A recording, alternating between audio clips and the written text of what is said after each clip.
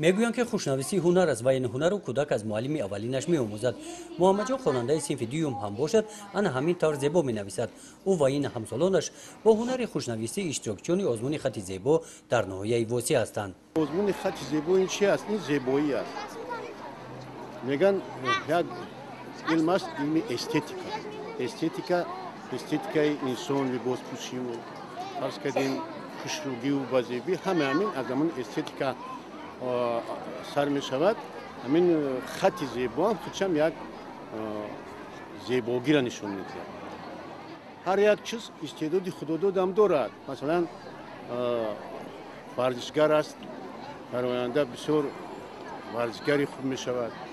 یا اینکه هنرمند است، در آینده هنرمند خوب می شود.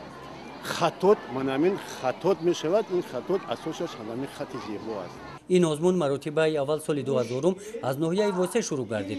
اشتراکچیان آن سال تا سال زیاد گشتند. این سال نظر به سال گذشته شماره اشتراکچیان آزمون 2 مراتب افزوده است. خوانندگان ما از صنف 1 تا صنف 4 در این آزمون زیاده از 300 نفر اشتراک کردند. همه ها با یک مقصد، یعنی خوشرو نویساندن و زیب نویساندن اومدند. کی غالب میبره؟ اساس مضمون همین آزمون ما همین است. مسابقه است. و همین زور نفت نویسندگی جای اول رو میگیره. خوشنویسی میراث فرهنگی تاجیکان است. چنین آزمون‌ها در قدیم هم گذرانیده می‌شدند.